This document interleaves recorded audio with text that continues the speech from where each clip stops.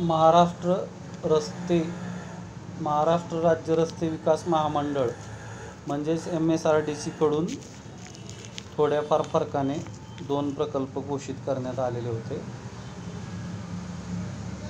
एक पावणे 2 वर्षापूर्वी सप्टेंबर महिन्याची शेवटच्या आठवड्यातली गोष्ट आहे. आणि त्याच कालावधीत राष्ट्रीय महामार्ग प्राधिकरण म्हणजेच NHAI कडून देखील 2 प्रकल्प घोषित करण्यात आले होते. तर MSRDC कडून पुणे आउटर रिंग रोड आणि शक्तिपीठ महामार्गाची घोषणा करण्यात आलेली होती. आणि NHAI कडून पुणे अहिल्यानगर छत्रपती संभाजीनगर ग्रीनफील्ड एक्सप्रेसवे असेल किंवा पुणे बेंगलुरू ग्रीनफील्ड एक्सप्रेसवे असेल, असे 4 प्रकल्प घोषित झालेले होते सप्टेंबर 2022 शेवटच्या आठवड्यामध्ये. तर आज मार्च महिन्यामध्ये मार्च एप्रिलच्या दरम्यान नागपूरमध्ये NHAIचे प्रकल्प MSRDCकडं त्यांच्या मेमोरंडम ऑफ अंडरस्टँडिंग MOU नुसार हस्तांतरित करण्यात आलेले आहेत. तर आता शक्तिपीठची अवस्था काय आहे ते आपण पाहतच आहोत. कारवाई चालू आहे, वेगवेगळे संदर्भ समोर येत आहेत, पण कारवाई काही थांबलेली नाही. दुसरी गोष्ट, पुणे अहिल्यानगर छत्रपती संभाजीनगरचा ग्रीनफील्ड एक्सप्रेस असेल किंवा पुणे बेंगलुरू ग्रीनफील्ड एक्सप्रेसवे असेल, तर याबद्दल देखील नोटिफिकेशन कुठल्याही क्षणी धडकू शकतं. आता राहिला शेवटचा पुणे आउटर रिंग रोड. तर आज जवळजवळ सगळ्या निविदा येऊन देखील आज काय अडचण झालेली आहे, तर प्रत्यक्षात दाखल झालेल्या निविदांची छाननी केल्यानंतर महामंडळाकडून तयार करण्यात आलेल्या पूर्वगणक पत्रकापेक्षा इस्टिमेट 40 ते 50% जादा दराने त्या निविदा आल्या असल्याचे समोर आले आहे. त्यामुळे प्रकल्पाचा खर्च जवळपास 1.5 पटीने वाढत आहे. अडचणीत आलेल्या MSRDCने या निविदांची छाननी करण्यासाठी मुंबई येथील एका तांत्रिक क्षेत्रातील संस्थेची त्रयस्थ म्हणून नेमणूक केली आहे. ही नेमणूक करून 3 आठवडेहून अधिक कालावधी झाला आहे, तरी देखील संबंधित संस्थेकडून या संदर्भातला अहवाल MSRDCला प्राप्त झालेला नाही आहे.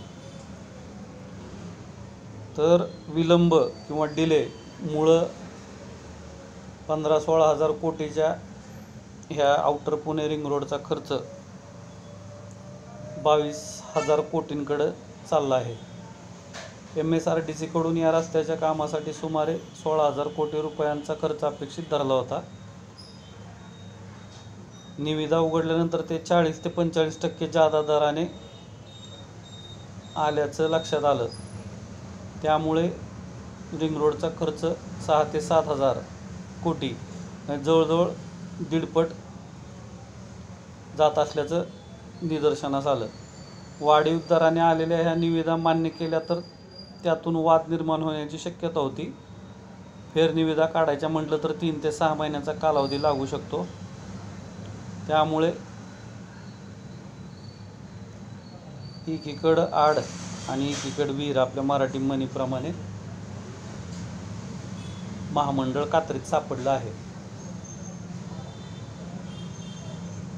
राज्य सरकारचा महत्त्वाकांक्षी प्रकल्प असलेला आणि पुणे पिंपरी चिंचवड शहरातील वाहतुकीची कोंडी सुटण्याच्या दृष्टीने अत्यंत महत्त्वाचा असलेला, तसेच आज जे आपण नगरपालिका क्षेत्र पाहतो, क्षेत्रफळाच्या दृष्टीने जे काही आज अग्रक्रम लागणार आहे, तर त्या दृष्टीने देखील म्हणजे भविष्यातील नगर रचनेच्या हिशोबाने देखील हा MSRDCचा आउटर रिंग रोड अत्यंत महत्त्वाचा भाग आहे.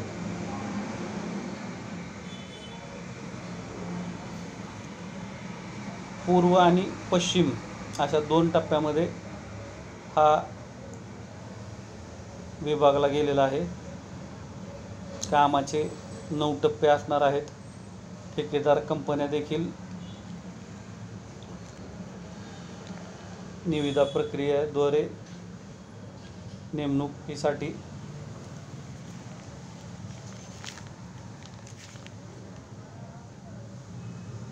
जवळजवळ प्रक्रिया पार पडलेली आहे. 12 कंपन्यांनी निविदा भरल्या होत्या. नाव घेत नाही आता त्यांचं. इलेक्ट्रोल बॉन्ड प्रकरणातल्या आणि इतर अशा सगळ्यांची निविदा पात्र ठरल्या.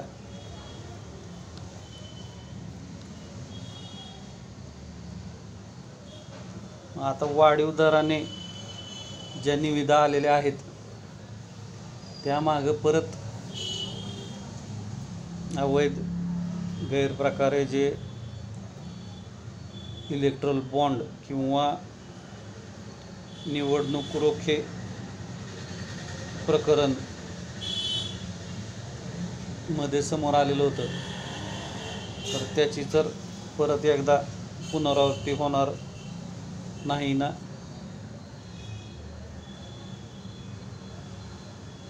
कारण एक आत्ताच रणधुमाळी पार पडलेली आहे आणि त्यामध्ये वेगवेगळ्या प्रचार आणि प्रसार माध्यमांवरती प्रबोधनात्मक कार्यक्रमामध्ये हा विषय निवडणूक रोखे प्रकरण किंवा इलेक्टोरल बॉन्ड हे चर्चेचा विषय ठरले होते. अशा प्रकारे काय भानगड चालली काय नाही काय कळायला मार्ग नाही. फक्त दोपटगाईने प्रकल्प जाहीर करणे, त्याची अंमलबजावणीचा म्हणजे जे काही त्याची त्या सर्वेअर कंपनीकडून सर्वेक्षण संस्थेकडून जो काही प्रकल्प अहवाल सादर करणे असेल, तिथून पुढं ह्या सगळ्या प्रक्रिया तर कायद्याप्रमाणे प्रत्येक गोष्टीला काहीतरी कालावधी दिलेलाच असतो. त्या कालावधीमध्ये प्रक्रिया पार पाडणं अपेक्षितच असतं.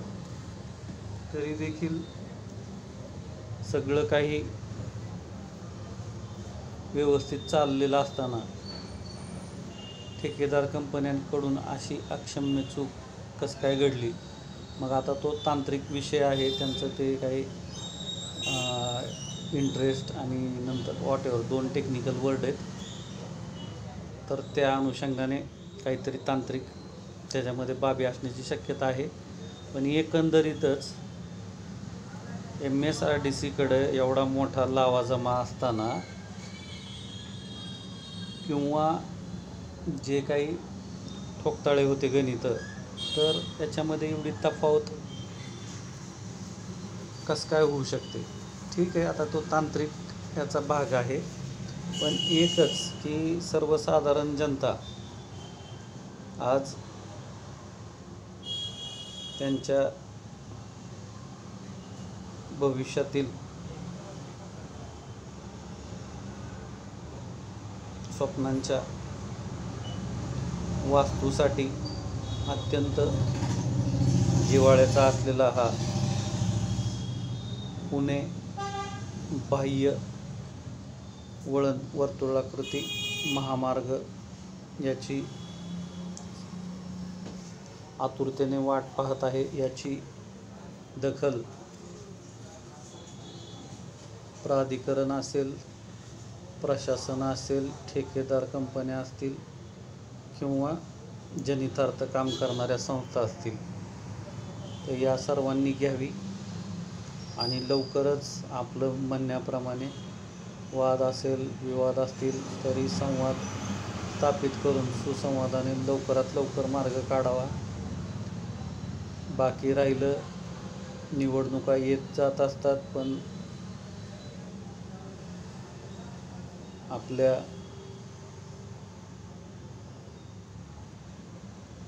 नागरिकीकरणाच्या हिशोबाने पुढच्या काही दशकांसाठी आपण उपाययोजना करायचा प्रयत्न करत असतो आणि त्यासाठी होणारा विलंब म्हणजे आपण येणाऱ्या भावी पिढ्यांना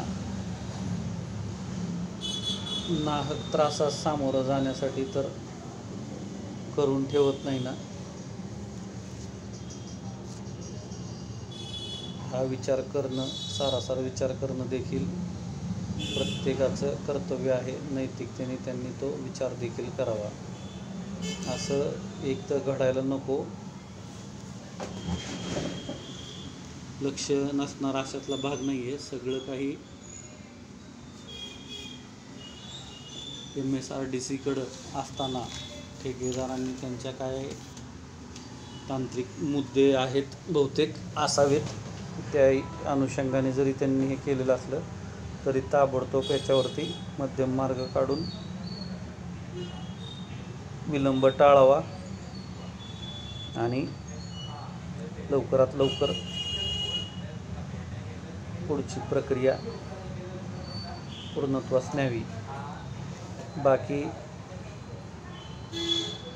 निवडणुका हा लोकशाहीचा अपरिहार्य भाग आहे, पण नेहमीच इलेक्शन मोडमध्ये असणं घातक ठरू शकतं. हे विधायक कामं आहेत, सरकार कुठलीही असू द्या. नागरिकीकरणाच्या हिशोबाने हे प्रश्न अत्यंत मौलिक आहेत. तर परत एकदा प्रशासन असेल, प्राधिकरण असेल, सरकार असेल, कायदा असेल, दोन्हीकडच्या खाजगी आणि जनहितार्थ संस्था असतील, सगळ्यांनी किंवा लाभार्थी जे शेतकरी आहेत, जे बाधित शेतकरी आहेत, ज्यांनी आज जमीन अधिग्रहणाला संमती देऊन आपली जमीन दिलेली आहे, त्यांना देखील विनंती आहे की निवेदनाद्वारे तुम्ही तुमचा, आपल्या गावठी भाषेत रेटा म्हणतात, की प्रशासनावरती थोडासा एक लोकशाही मार्गाने अंकुश असावा म्हणून निवेदन उपक्रम राबवा, जेणेकरून to the people, for the people, by the people, म्हणजे लोकांसाठी, लोकांकरवी आणि लोकांचे, म्हणजेच लोकशाहीचं राज्य असल्यासारखं जाणवेल. आशा करतो जून महिन्याचा अगदी काही दिवस राहिलेले आहेत, म्हणजे आज 28 जून 2024 संध्याकाळचे 9:32 होत आहेत. 14 मिनिटांचा व्हिडिओ रेकॉर्डिंग चालू आहे. तर जुलै असेल, ऑगस्ट असेल, वेळ फार कमी आहे, कारण पुढं गौरी गणपतीपासून विधानसभा निवडणुकीचे वेध लागण्याची शक्यता नाही, अपरिहार्य आहेच आहे. त्यामुळं ताबडतोब पाठपुरावा करावा.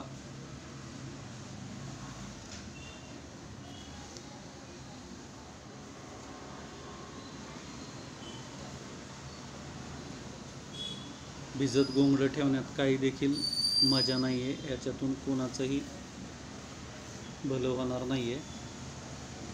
आणि नुसतं मोरीवरचं दोरीवर करणाऱ्यांसाठी की तसं काय सोपं राहिलेलं नाही आहे. सगळी पारदर्शक प्रक्रिया असते. एवढं लगेच 15-16 हजार कोटीचं 22-23 हजार कोटींवरती जाणं म्हणजे हे काय कोणाच्या लक्षात येणार नाही असं प्रकरण नाही आहे. थोडंसं सावध पवित्रा घ्यावा. इलेक्ट्रॉल बॉन्ड प्रकरण ताजंच आहे, विषय काय नाही आहे.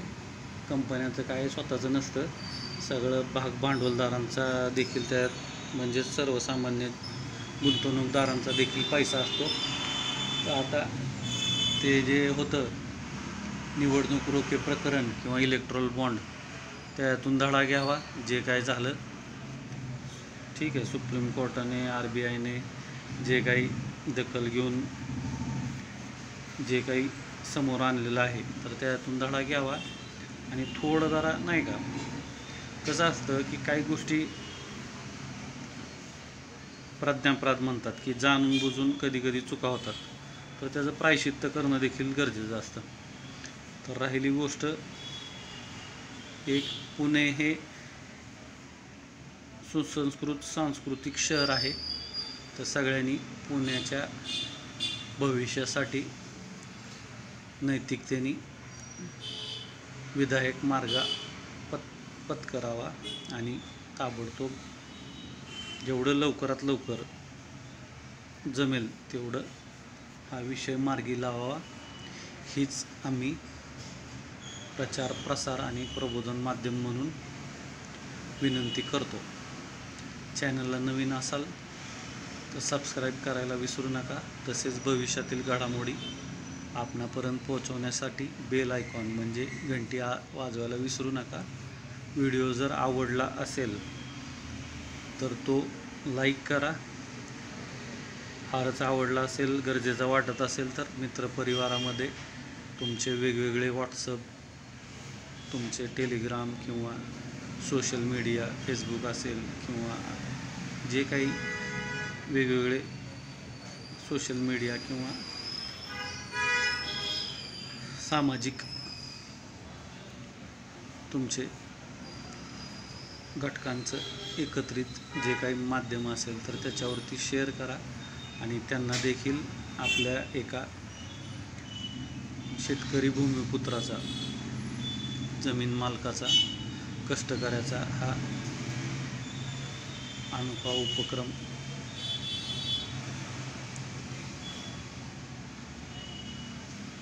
माहिती करून द्या. त्यांना देखील विनंती आहे की आपण देखील नवीन असाल तर सबस्क्राईब करा, बेल आयकॉन प्रेस करा, लाईक शेअर करा, कमेंटमध्ये आणि व्हॉट्सअप नंबर 9307616630 वरती आपला अभिप्राय नक्की कळवा. आपल्याला सगळ्यांना मिळून पुढं जायचं आहे.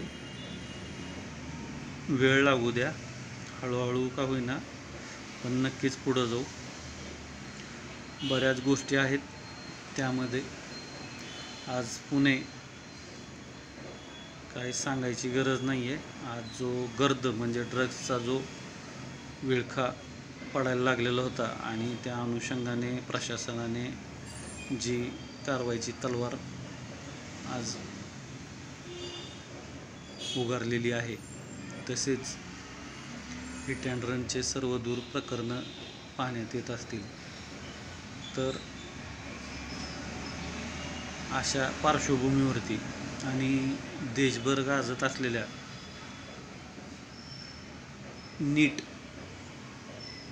प्रवेश प्रक्रियेच्या घोटाळ्याची अजून तरी पुण्यात तसं काय कुठं वाच्यता नाही आहे. लातूर, धाराशिव ह्या भागात अटक सत्र चालूच आहे, CBIने पाचारण केलेलंच आहे.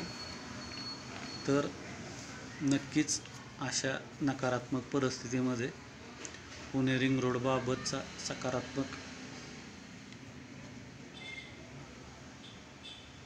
जो प्रक्रियेतल्या गतिरोधकाचा त्रयस्थ संस्थेकडून 3 आठवड्यानंतरही निविदा छाननी अहवालाचा जो विषय आहे तर तो सकारात्मकतेने मार्गी लागेल आणि लवकरच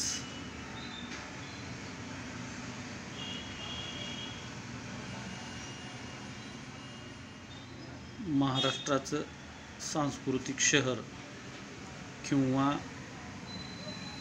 पूर्वेकडचं विद्येचं माहेरघर किंवा आपलं ॲटॉम बॉईलचं हब किंवा IT इंडस्ट्रीचं म्हणजे या 3 ह्याच्यावरती उदयास आलेलं एक आंतरराष्ट्रीय ख्यातीचं आपलं हे पुणे शहर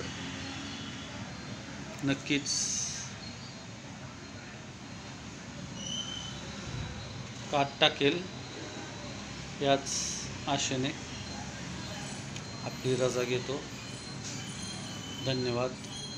जय हिंद, जय महाराष्ट्र, जय जवान, जय किसान, जय